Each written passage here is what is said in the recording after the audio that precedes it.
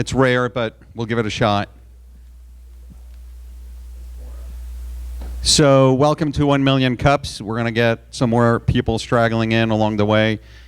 It is kind of a hectic day in Rollins today, so again, kind of dealing with the move-in and school starting, which is great because we're going to get some of the students coming in, and that's always exciting. Real quickly, before we get the show on the road, this is by the Kauffman Foundation. It was launched a little bit over 2 years ago, and a lot of you already know this, but just by show of hands, who's here for the first time? Don't be shy. Wonderful. Thank you very much for coming. Let me tell you real quickly, 1 Million Cups was launched a little bit over 2 years ago in Kansas City at the Kauffman Foundation. It is by entrepreneurs, for entrepreneurs. It's community driven. All your organizers in the room are volunteers. So staying right there is Alex, one of the newest member of the team. Natalie, standing right there, waving her hand. David, and Shay is on her way, and school has started, so that's always creating some issues with little kids. And then Nancy is joining us live streaming through from Kansas City. So real quickly, for those of you who are here for the first time, this is a 6 minutes presentation and a 20 minutes Q&A roughly. Presenters, if and when the beep goes and starts, don't stop. You will know it's time for you to stop talking when I come and snuggle right up next to you in that awkward moment. So until that point, go ahead and finish. If you're right there, just go ahead and finish your presentation. Behind me is you'll find all the Twitter handles, and we want you guys to shout out to everyone and that is up there. And just want to remind you guys that we have some really cool things to share real quickly with you. First of all, Alexandra, can you stand up, please? So Alexandra is an alum. We're going to take all the credit. So she's an alum of 1 Million Cups, and she's also done some really amazing things from UCF, launched her business. Go and talk to her. But what's really cool is that she just succeeded in her Kickstarter campaign, and that's really awesome. So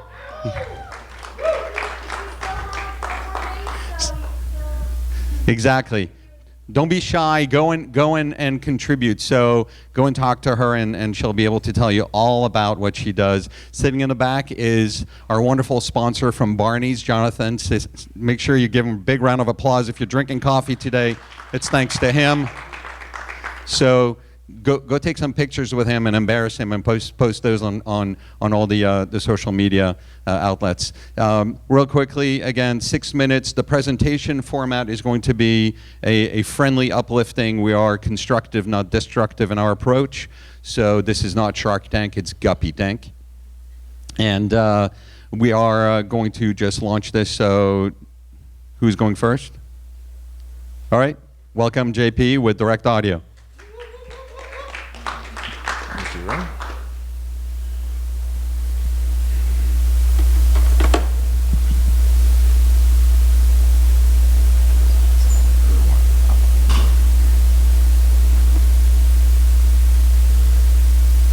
All right, good morning, everybody.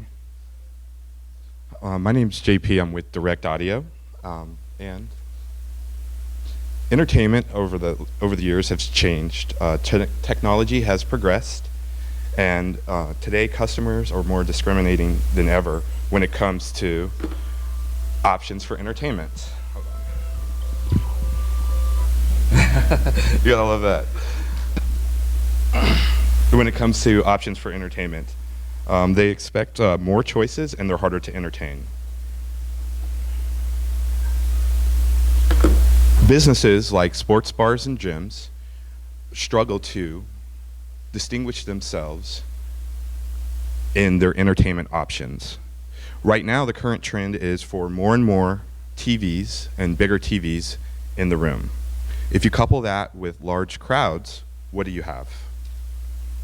Businesses spending thousands of dollars on entertainment that can be seen but not heard.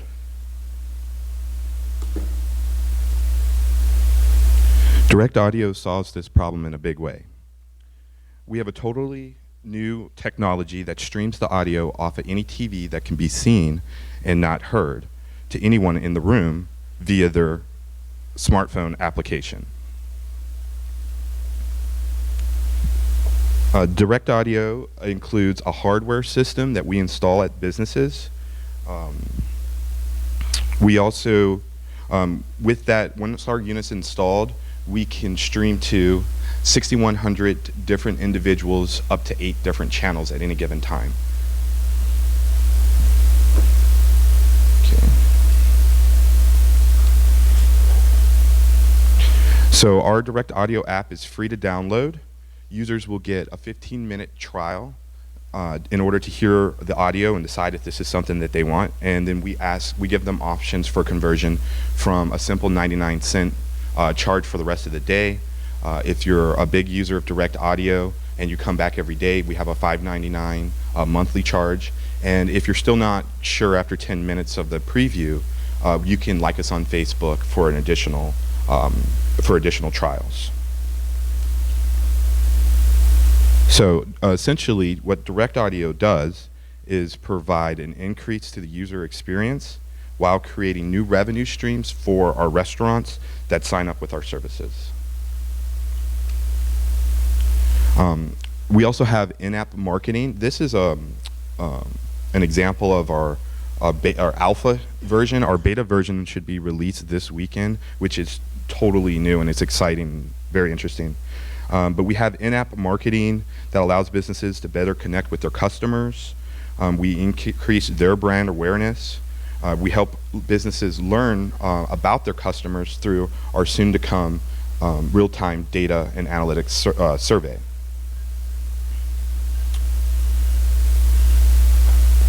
Direct audio is really great to use and it's useful.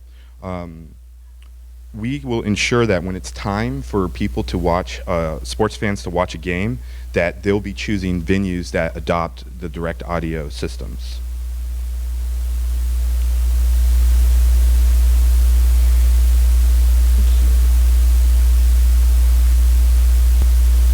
Okay, so our customers are primarily business owners, restaurants, and gyms. And in that, we can offer them a new competitive advantage to distinguish themselves from the competition, as well as new revenue streams and new ways to engage with customers. So we actually are able to produce incomes in 3 different ways. We produce income from our hardware sales, the actual device, which is actually located right here, our software sales, which are in-app purchases and different upgrade opportunities. And we also have earbuds. We ended up creating an ultralight mono earbud. It's about 1/4 ounce, and it's really awesome, super soft. So we do have customers. Our first customer is Dewey's Indoor Golf and Grill. That's near iDrive. They're a virtual indoor golf complex, and they have over 100 TVs. This football season, they will be using some of their simulators to actually showcase the different ball games, and in that, they needed a way to get different simulators to have the actual audio from the programming. And so we were able to come in there and actually give them a way to use their simulators, because now when you go to this simulator and you're watching, let's say, the Miami game, just download our app and then listen through and hear the play-by-play in the room. And you can do that in each and every simulator as well. So currently we are looking to bring on new customers. We're looking to expand our sales and marketing. We're seeking to identify strategic partners. And also we have, this weekend, we're going to be filming 2 promotional videos at Dewey's. And we need volunteers. If you guys are interested in being in a commercial, come out from 10 to 3 p.m. at Dewey's and we'll put you in a nice commercial. And one request we have is anybody who would like to give us some feedback on our product to go down to Dewey's and try it out for themselves and let us know what you think as well. So thank you very much for your time.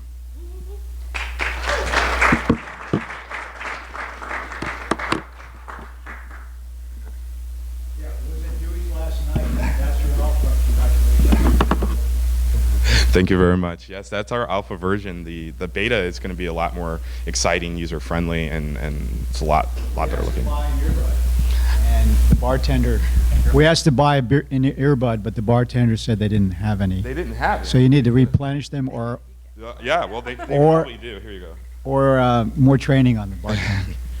Thank you. Any questions, raise your hand.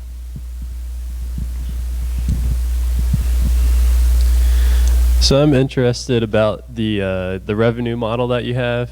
You sell the hardware that enables the broadcasting to the restaurant, and then in the app, you're also requiring the customers to pay to use the service.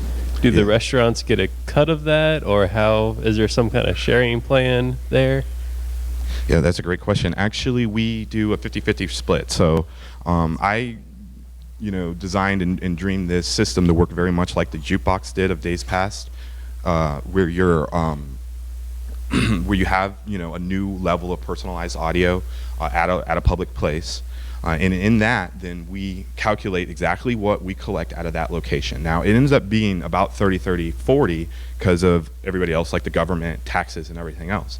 So if we collect $1 out of Dewey's, then Dewey's at the end of the quarter is going to receive 30 cents from us, essentially.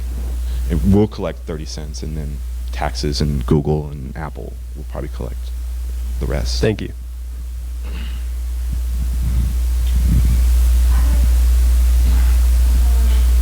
Go ahead.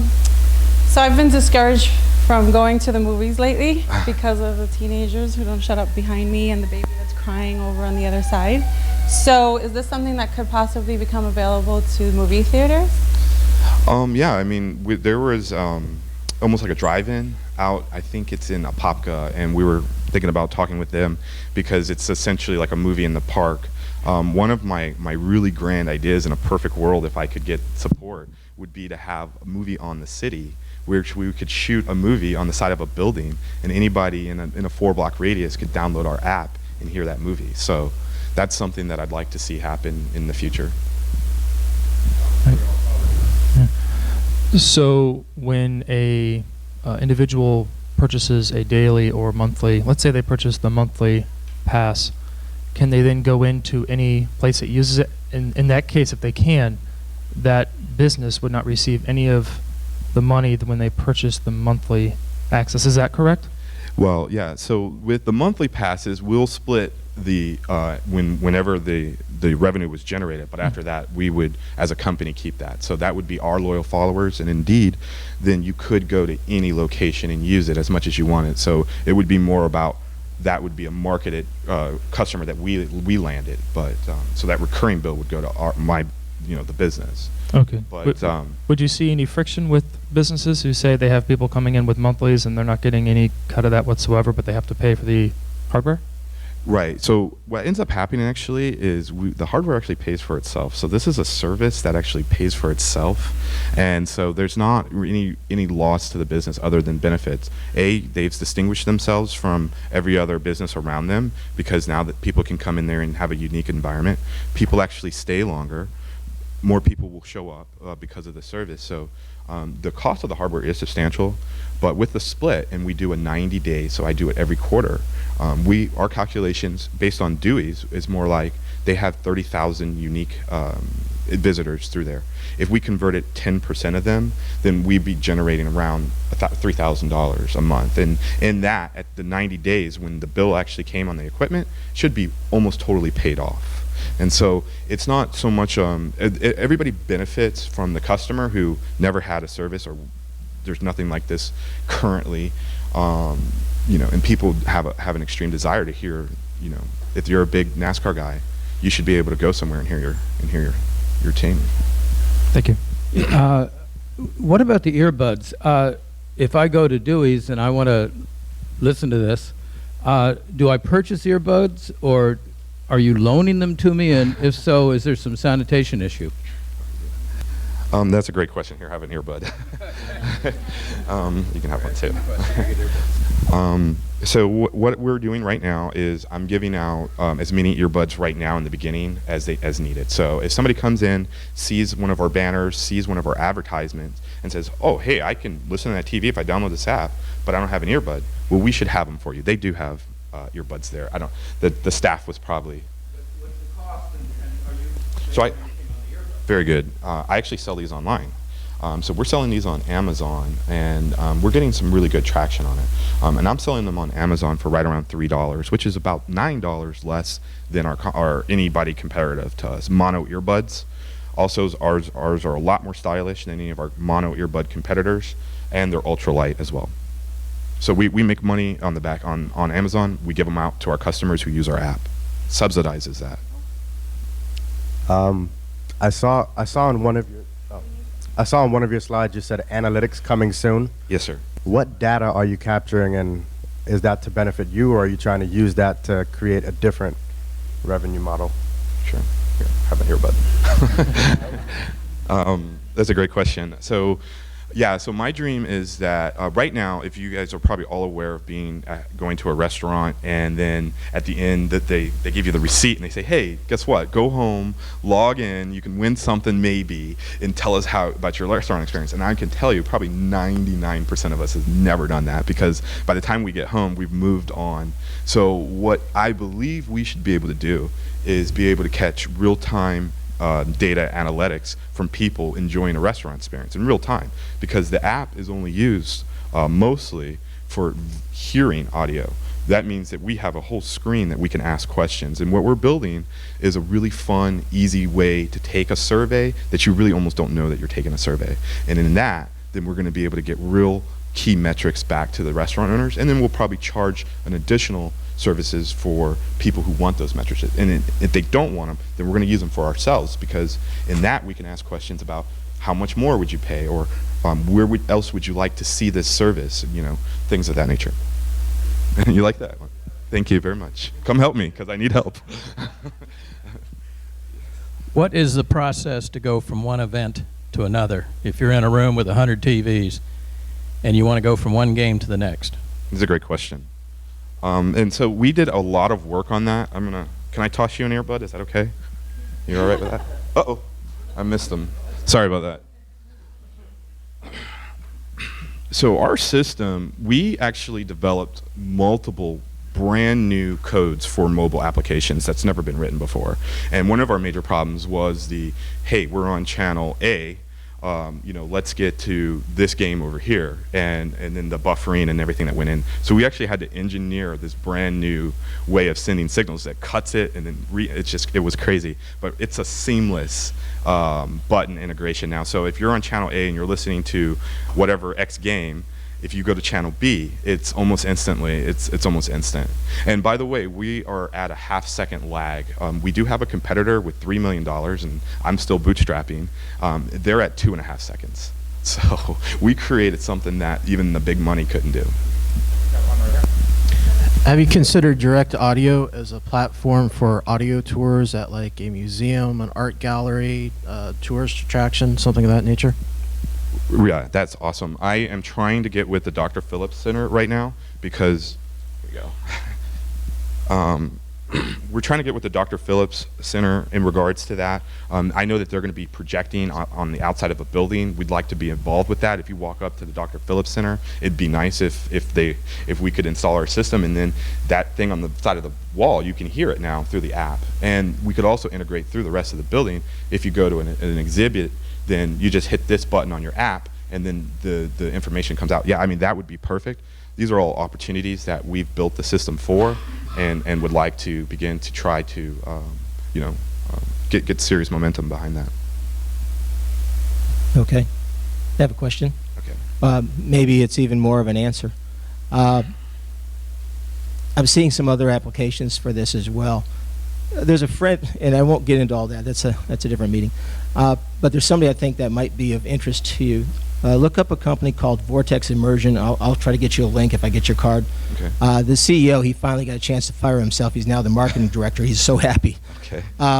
They're based out in the Vegas area. They do everything, all kinds of technologies in the entertainment realm for all the casinos. Yeah. I mean, you spend a week out there with Matt Fannin, your life is about to change. Because one of their little things, they do nightclubs that you walk in, it's all the panels on the wall, and you're an avatar. So tonight it's Kings and Queens night. So you put your avatar on, and now you look up on the panel, and there you are walking through the nightclub in your kingly outfit. Whatever the theme is, it's very interesting. They do the domes where they're doing projections of movies or even commercials for trade shows and things like that. And you can see the movie outside the dome.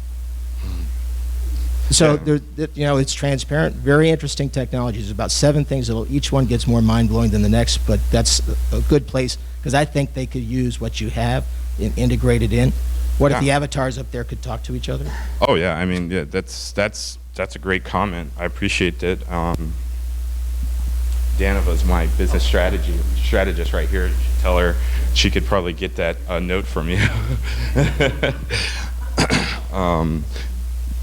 But yeah, to address that, I mean, there's a lot of high-tech opportunities out there. That's why I believe my business and where we're at and where we're going to have an awesome future. We have patent pendings that won't probably come into play until this proliferates. But once that happens, I'll have a patent in place that will make this technology even better. So my eye is on the long-term future, and I'm just trying to build my startup as well as I can, piece by piece right now. Since you guys are just kind of starting up and you aren't obviously in every location yet, what are you guys doing about with the app? Are you guys using any type of GPS function to where we can find all of your actual locations, kind of like a Redbox app? It's a great question. We just released our beta version. Should be out. I thought it'd be out today, but it's not. So maybe by Friday. In that, there's a menu setting, and it will have location based. So it's like, hey, I want to hear direct audio. Where's the newest locus one? It's in the app, and it'll direct you right there. Also, we're experimenting with iBeacon technology, and in that, we should be able to have an app. This should come out next year. When you get to a restaurant and you have my app, it should ping you and say, hey, guess what? This is a direct audio enabled place. You know, feel free to watch the TVs. So that will be exciting when we build all that out. Oh, it is the new. Yeah, that is the new one. That's the new beta. Yeah. So, thank you. Did it really? Yeah. Let me see that menu feature. Oh, actually. Okay. Cool. Yeah. All right. So just another idea for sports. So tennis is starting to do, like, you can listen to a live broadcast while you're sitting, because it's kind of a silent. But similarly, maybe you could just start off with locally here with USTA. I knew they're doing a lot with Lake Nona, or even just some of the local high school FHSAA. They do a lot of tournaments, and they have a pretty good crowd. So just some sort of streaming. Maybe if it's like a weekly tournament, so they could have some sort of package just for like a week. But just smaller sports like tennis or golf, just because they're silent, might be an idea. Absolutely. Definitely we would like, I don't have a problem with renting these on short-term basis. I mean, they have those silent discos now. I think this would be a better version of a silent disco, because there's none of that heavy equipment, and you could literally have 4 or 5 different screens going with different music, walk in and then choose which one you want to listen to. So renting them out for really any opportunity. I mean, I created this. There's a ton of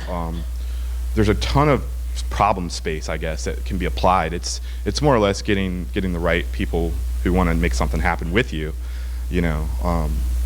Start that dialogue. Yeah. Hi. Sounds like there's a lot of potential applications for it, which my one caution is, a fragmentation view of which one. So my question would be, which ones matter most to you? The one that causes me the most alarm is the sports bar restaurant, in the sense that those are very social experiences. So for me to go with my friends and let's all be isolated from each other watching the game doesn't sound like they're really good friends, or that I'm a really good person. Well, I appreciate many of the other applications, like we're talking about museums or the tennis tournament, where there's not access to the information otherwise. So one question is, how does a consumer respond to that in that social setting, and how have you conquered that? And secondly, how big a segment is that for your business model, since that seems to be one that is like a Dewey's that might struggle in that regard? Yeah, I mean, there's definitely a new social dynamic to this whole thing. I mean, I'm definitely on the fringe. That's probably why it hasn't been done before. I mean, and at least like this. So we're about to find out different questions on the social settings. And I thought of situations where this is a popular thing, and there's 5 guys at the bar, all with their different channels on speaker. Did I just create an annoying new product? Is the question. But at the same time, there is a need. It isn't something like, if I'm a single person, or let's say you're waiting for your wife for 10 minutes because she's running late. Maybe you want to take that 10 minutes and hear the TV because there's breaking news. Well, you'll have that option now, as opposed to saying, well, I never do it. And then finally, we're not going to be all things to everybody. I think if we can please some of the people, all the time, I'll be happy with that. And if we can please all the people some of the time, which I believe we can, I'll be very happy with that as well.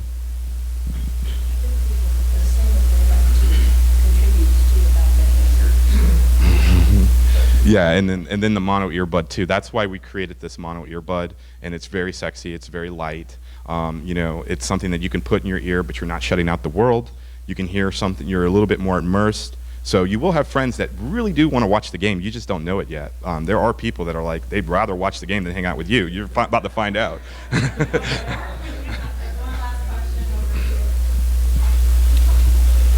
My question is on the technology, the comms link technology. I assume you're using Wi-Fi since it's through the iPhone. How does that scale? And have you thought about moving on to video streaming as well? Great questions. It scales really well. Like I said, we can track with laser focus 6,100 people at a time viewing 8 different channels. So that's a massive amount of people that if we ever hit that, I'd be like really happy because it'd be a huge success. So, and secondly, with the video, I'm gonna focus my industry and this company on audio transfer signals, and in the future too, because there is so much done with video and audio, video and audio, yeah. Just traditionally, people have kind of forgotten that there are times when you can see things and you can't hear them, and there is not a very good solution in place, and we're going to be that solution for not only just TVs, but maybe in the future your refrigerator wants to talk to you. We want to help you do that too. So we are at the end of our of the presentation forum, and what we want to ask you again in the tradition of 1 million cups is, what can we as a community do today to help you move the ball forward? So what's your ask from us? I'm just trying to spread the word a little bit about what we've created. I'd really like to get into different restaurant, local venues, people who want to engage. We're definitely accessible for that. We do have our earbuds on Amazon, so if you really like them, please feel free to check us out there. And we're shooting the commercial on Saturday, so if you want to be in a commercial, come out to Dewey's, enjoy the new service, and maybe get famous in the process. That's 10 a.m. till 3 p.m. at Dewey's. Thank you very much.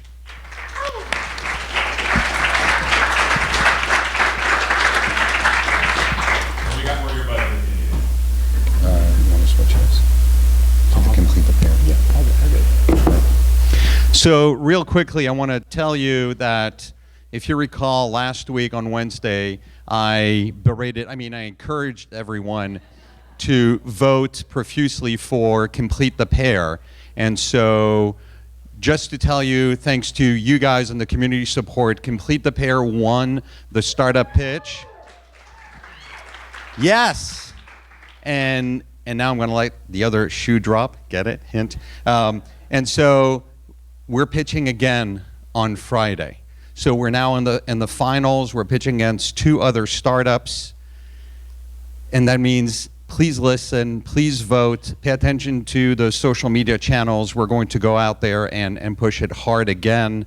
And in a nutshell, several of you didn't want to listen to the 2-minute pitch, so I'll tell you real quickly what Complete the Pair is all about. We are providing an innovative platform for people to make a meaningful connection with prospects. So if Tom's Shoes and LinkedIn had an illegitimate baby, it would be called Complete the Pair, because for every connection that's made, we donate a pair of shoes to someone in need. So it's an innovative way that doesn't violate any gifting policies, and at the same time makes a difference in someone else's life. So we're pitching in on Friday. Listen to us if you can. Vote often and early, just like in Chicago. And without any further ado, I'm really excited to let our friend Rudy, who has been a tremendous supporter of 1 Million Cups. Thanks to him, we've been JOICASTing the event for a long time, and he's made that technology possible and volunteered every Wednesday to come out here. So I'm really thrilled for you guys to hear what he's doing, what he's all about, and hopefully find ways that we can as well support him in our community. So big round of applause for JOICASTER.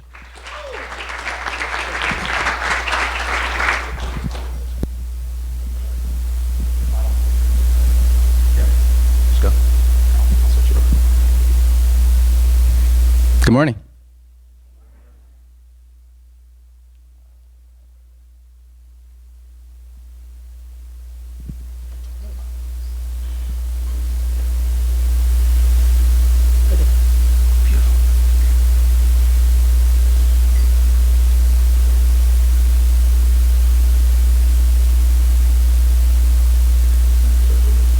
Yeah, it's a good snap plan. That's fine. There we go.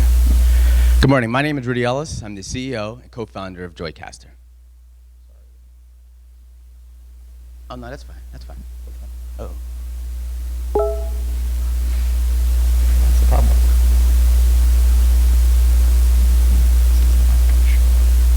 One sec, guys. Sorry.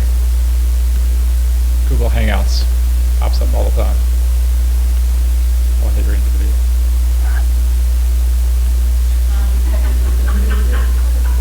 You better hurry up. You're not going to do the video? Yeah, it's fine. I'm fine. All right, start again. Sorry about that, guys.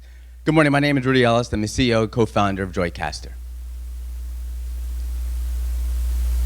So a little bit about myself. I've been in the live streaming space for 9 years now, with Jump TV, XOS Digital, and New Lion. And live streaming can be a challenge.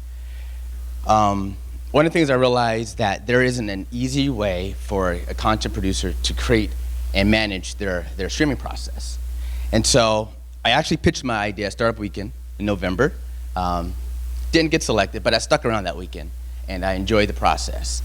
And driving home on Sunday, I said, you know what? I'm definitely going to proceed to make JOICASTER become a viable product. And so first thing I need to do is obviously build a team. Joshua Sachs, Jason Cody, I've known these guys for years. They're great developers, front end, web design, etc. And so once we got together, they were passionate about building JOICASTER with me, and so here we are. JOICASTER is a cloud-based platform hosted on Microsoft Azure and Google Cloud Compute. We built a super simple user interface that allows a single person to log in, to schedule and manage all their live events. And we also have created a load balance player that allows a user's experience to have redundancy, so that if one streaming provider should go down, you can switch over to another streaming provider. And I'd like to show you guys a quick demo. Oh, yeah.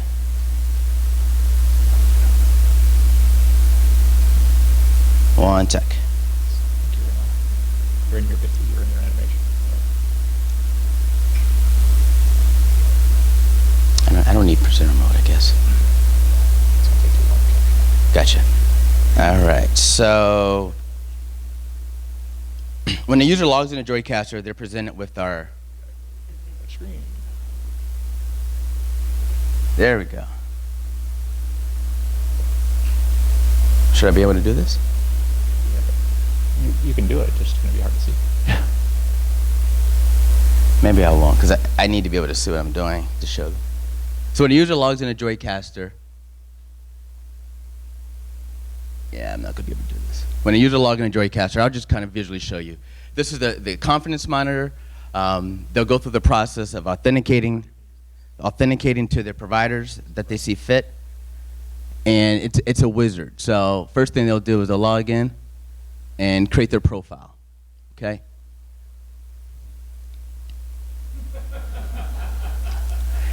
It's not scaling right due to the monitor. But you'll select your service profile that you want to authenticate to. It's a one-time process where we have support for Dailymotion, Ustream, and a custom RTMP solution as well. So once you go through this wizard, I'm not going to go through it because it's tough for me to see at this angle. I can definitely show you guys a process. So once you go through the wizard, the next thing you do is create your broadcast. And so once you schedule your broadcast, you don't have to go to the actual platforms to manage that. We can do everything from this centralized dashboard. Some of the things we're going to add, this is an alpha version. Some of the features we're going to add is the ability to bring in metrics from all the platforms, so you get a holistic, total approach to see all your data, viewers, uniques, etc., all coming in from one slide. All right, so sorry about that. I didn't know that this would be an issue. So one of the things that JOICASTER fixes is the challenge of you're at a venue, you have limited bandwidth, and you have the need to send your stream to multiple destination points. This right here depicts a user with a generic encoder sitting on site, and they want to send a 3 megabit stream to different locations: Ustream, YouTube, Dailymotion, etc. But the problem is most locations, homes, hotels, venues, don't have that amount of available bandwidth. So with JOICASTER,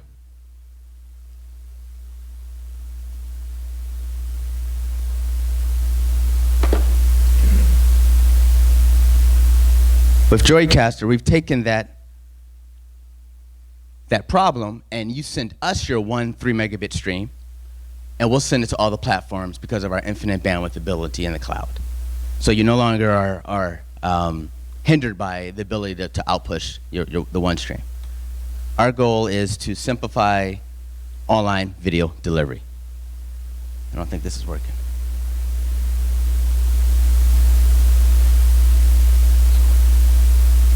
So real quick, here's a list of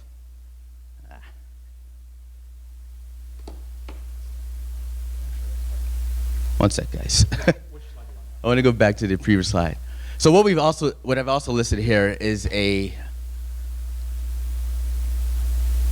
it's a list of all the challenges that a streaming provider is going to run into. We'll continue on. This is fine.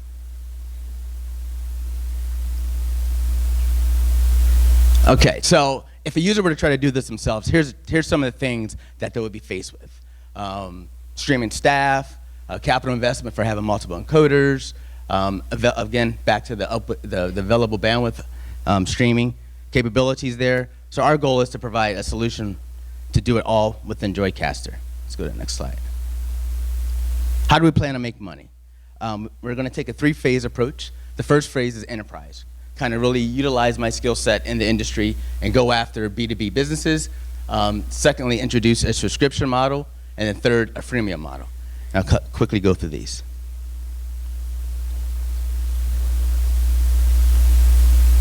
Right now, we're actually talking with Dick Clark Productions because they have a need for an event coming up on September 7th to live stream to 16 different channels. And so, again, back to my previous example where they're at a Hilton Hotel in Los Angeles, and there isn't available bandwidth for them to produce this event. So JOICASTER is a perfect example where we can come in and provide that solution for them. They'll send the stream to us, and we'll syndicate it out to the 16 different channels that they need to.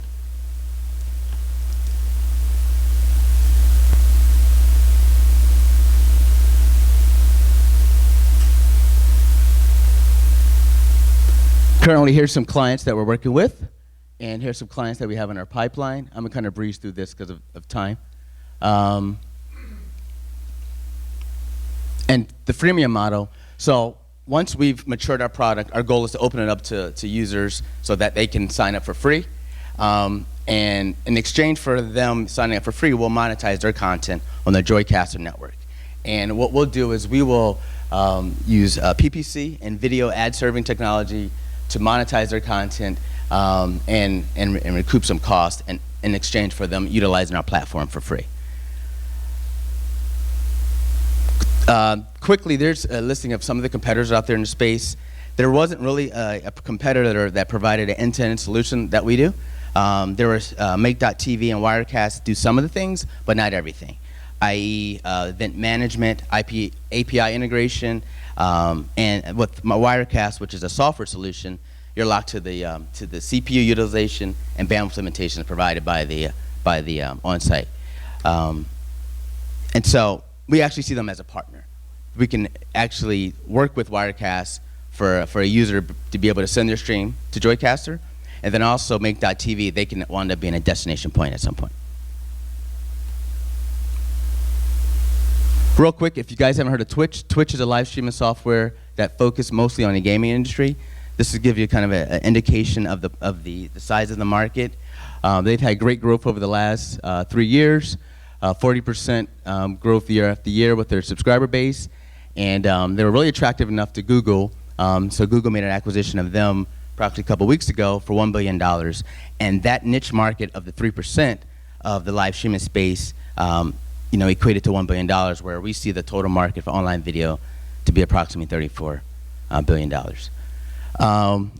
And lastly, what can you guys do? Definitely any business contacts for groups or organizations that want to introduce live streaming to their platform.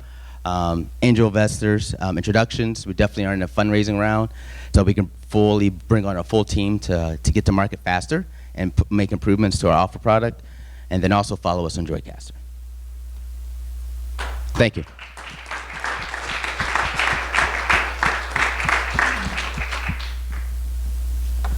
Questions? Yes, ma'am. Oh, well, sorry. Wait for the mic. I was just wondering, I didn't get a good look at all the different current and potential clients, but I was just wondering if you guys might work with like the Orlando Science Center for, the different events that they have there. I know my kids are really interested in a lot of those events, but we can't always make it on the weekend. I'm non-mature. I forget how to pronounce it, but the different stuff that's going on in the Science Center lately. We haven't talked to them directly, but that's a great feedback. Organizations like that would definitely utilize exposure and discoverability. So if they're not doing live streaming, that's the first thing we want to do. And then the second thing, being able to have their content on multiple platforms is just a great platform for them to get more users and build brand awareness. Yeah, definitely. So on the competitor slide, you had that some other platforms lacked API integration. Correct. What's an example of some of the APIs that you have on your platform that may potentially change like some of your revenue streams or create some scalability? So what I was trying to illustrate with the YouTube piece is once you authenticate to your Google account and your YouTube account, you can create that event within our platform, and we will go behind the scenes and schedule that event. So in theory, you never have to go to YouTube to schedule the event. And that process is actually 7 or 8 steps, whereas us is 3 steps. So the big picture is if you have 100 events, you can manage all those within JOICASTER. If you have multiple platforms, once you select that one event, you select the platforms you want those events to be provisioned to, and it does it automatically. Whereas if you try to do that on your own, you would have to go to each platform individually, include each 100 events and so forth. So it's a time-saving effort as well that we're looking to solve. I have a question. Yes, ma'am. Trying to understand everything that you just said. Now, I take it that you work as far as with live concerts as well and streaming? Yeah. Right now our focus is live video streaming. So live concerts is a perfect example. Okay. So we'll work with a production company that's producing the event. They hand us essentially what would be something from their encoder. Once we have that, depending on where the locations they want to push to, we will do that for them on behalf. Okay, and do you work internationally as well? Yeah. So the cool thing about JOICASTER is once it's in our ecosystem and we're pushing the platforms, we're not serving the masses. YouTube's serving the masses. Ustream is serving the masses. Livestream's serving the masses. So in actuality, it's more of a redundancy. And so this is part education. If you are using Livestream right now, and if they had an issue, and you had 50,000 people watching an event, all 50,000 people are down. They're not watching that event anymore. Whereas if you're using JOICASTER and you're streaming to 3 different platforms, if Livestream were to go down, now you can switch over to maybe YouTube Live or Ustream, etc. And so now it's more of a redundancy for your content. And again, we're not serving the masses, so international would be based on points of presence that those providers provide. And Rudy, are you using it right now? Correct. So our live stream is using the JOICAST. You were asking about the live event. You're currently being JOICASted. Currently being one man comes to being JOICAST right now. Yes, sir. How mobile centric are you? And what do you mean? What way? How mobile centric are you? If I wanted to do this event on my device right here. Correct. How mobile centric are you? It's easy. So if you have, whether it's Ustream or YouTube Live on your phone, your account set up, and you're pushed into JOICASTER. Well, I'm sorry, I take that back. We would have to develop an app for your phone in order to do that. We're not there yet. So we would have to develop an app that would allow you to push to us, and then we will be mobile-centric. And how scalable will that be? The good thing is it's only one stream out, right? So one stream to us where we can go to many. So that from a scalability standpoint, whether we're serving up 50,000 viewers on a stream to 5,000 viewers on streams, it's still the same process.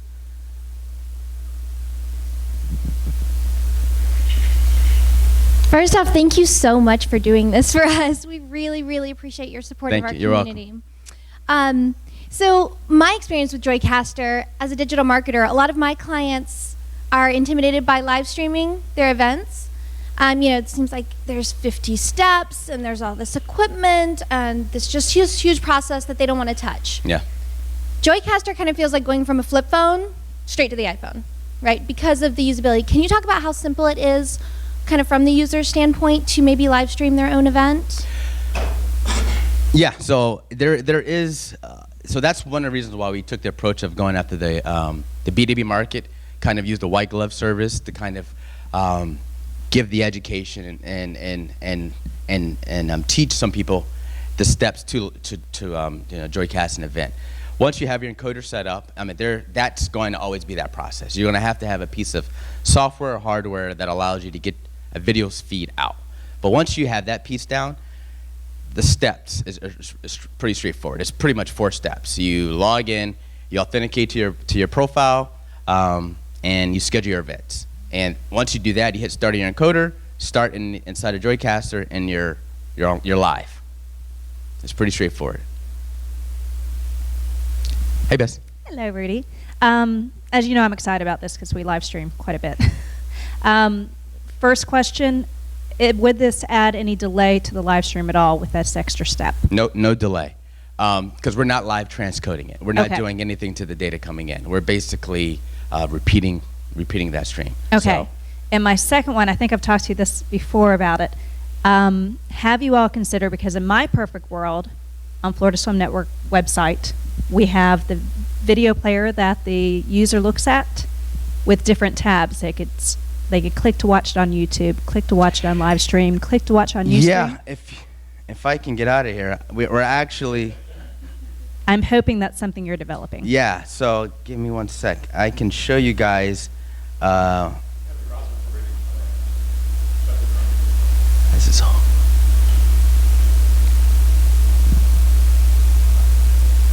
One sec here. We have a. Am I? I can't see. Just go to joicaster.co/watch. If you can do that for me, Dave, that'd be great. We have an example of what we're working on that will answer your question. So, and this is an example of our load balance player that we're developing, because like I alluded to earlier, this is more of a service that people should start realizing. Redundancy is key for your live stream. You don't want to put all your eggs in one basket. And then also for discoverability, that's key as well. We're working on the auto resizing, but here's a perfect example. So a stream would come in, and here's a different format. So you have YouTube, you would have Twitch, you would have Ustream, you would have a third party. And so say if Ustream went down, you could switch right over and see that live stream that's going on. Well, right now this is part of the JOICASTER network, but the ability to embed could be there, yes. So this would be more of a destination point. Yes, sir. So, thank you, Dave. Are you able to tell if your content redistribution services like YouTube are down? Do you have a way of detecting that? Depending if their API has support for that, then yeah. Other than us, trying to initialize a stream there's an error that would occur, but we would have to rely on their API to provide that information.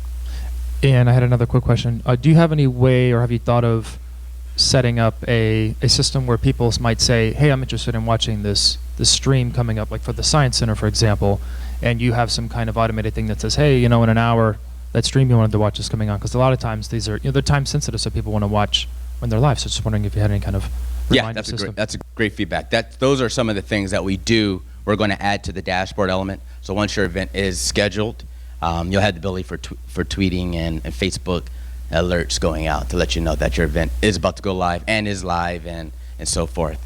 One of the cool features with YouTube is their live clipping ability. And so we're going to work to add that in there. So as your event's going live, you can actually do live clipping and then send those out. Hey, this is what's going on right now. This is what you're missing. Please tune in, etc. Hi, I come out of the. Where are you? Oh, sorry. I come out of the like telecom internet network development world. Okay. So redundancies are always automated. So when you're talking about the ability to choose to switch to a different platform if one goes down, is that the caster that's doing the switching or the user that's watching it? And B, will there ever be a way to set it up so that there's like a hierarchy of the 3 that you choose and it just automatically switches to the platform that's available? So the client would do that. The user that's watching would have the ability to switch the platforms. Our goal is as an event's going live, we're going to intelligently serve up stream A, stream B, stream C to that user. So in essence, it'll be automatically done. I have a question.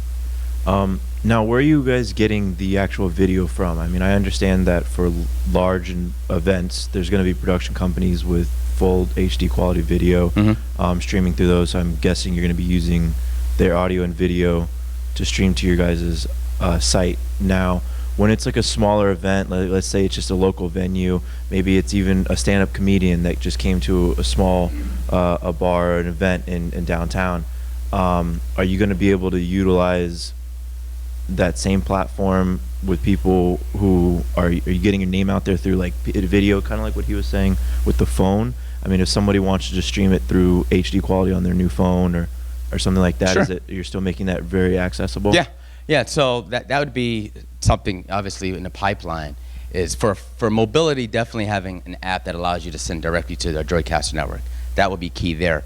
But for someone that's doing a small show or et cetera, as long as they have what's necessary on site, because they're going to live stream anyway, instead of them sending directly to one of the providers, they would send a JOICASTER and do that management there. So no show's too small or big to JOICASTER event. So just looking at like some live sports events or live for in education, your web courses, their online streaming.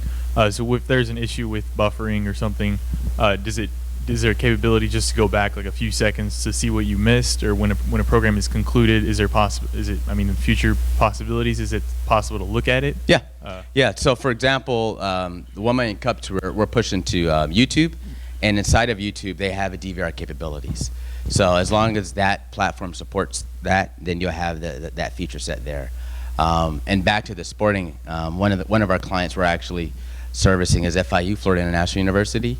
They were, I guess, an early alpha client last year. Did 100 events with them, and they re-signed this year to do an additional 100 events, where they have a need to send to their conference website and also their website for their fans and family and friends to enjoy the games.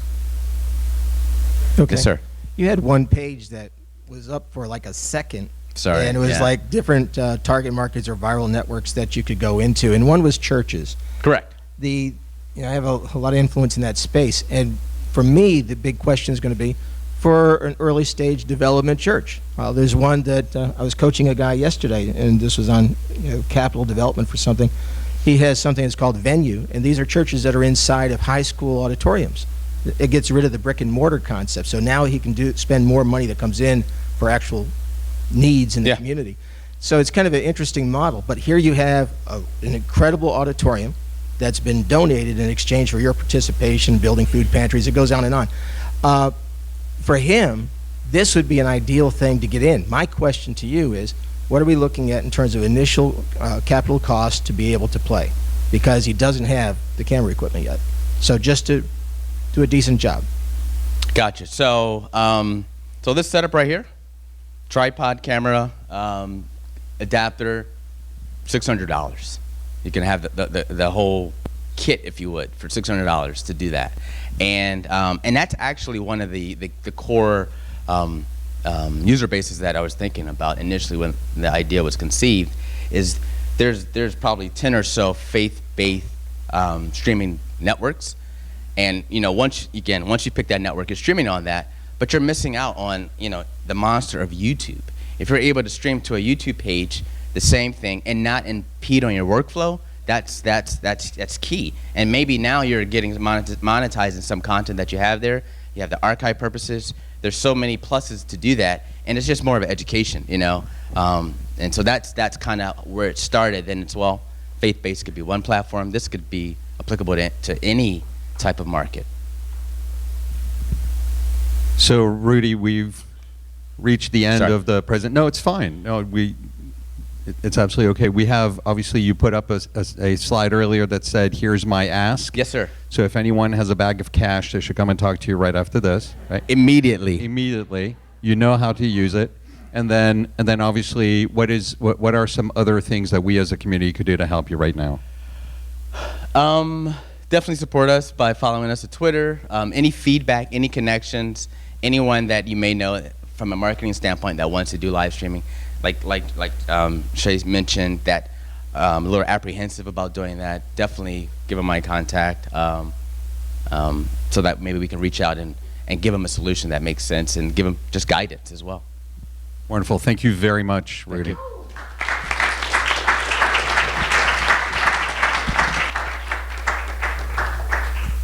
So before we conclude, I just want to bring a couple things to your attention. First of all, we have today, here is a representative of the OBJ. If you can just raise your hand, and he's way back there. They want to become more involved in telling the story of the startup community in Central Florida. And he brought some magazines as well. So if you have any questions, you want to find out what you need to do to get press, you want to just tell him they messed up a story, whatever it is, he's standing right there. He'll be by the magazines outside. Pick a free copy and talk to him and find out how you can continue that. Thank you. And then also coming up soon in Rollins, we're going to have a movie being aired on September 3rd, and so raise your hand so that they know. We'll have some tickets here. It's very inexpensive, and we'd love for you guys to come and see this. It talks about business and a variety of other things that you need to learn about. So again, we encourage and we do this. And then last but not least, we've had a conversation amongst the organizers several times on how we can help become more of a voice of the community, because this is really important. And one of the things that we've toyed with, and we love your feedback, so feel free to jump on Facebook, send us a text, an email, tweet, and tell us what your thoughts are. We'd like to host an event where instead of having two entrepreneurs come and tell their story, we're actually opening the doors to people in the community that are here to support and help the entrepreneurship environment and the startup ecosystem. And so if we have 3 people, they get to talk a lot. And if we have 30 people lined up, they only get 2 minutes each. But give at least an opportunity for people to understand more about what we're all about, what exists here to help them and support them and help bring that up and really tie all those pieces together. So we haven't figured out a date. We don't know exactly if you guys are even interested, but let us know. We'd love to, if there is enough interest, then we'll put our heads together and figure out how to pull that off and do a community day and just have everybody come in and talk about what they do and how they can help startups and entrepreneurs in our community. Thank you again. See you next week. Take care.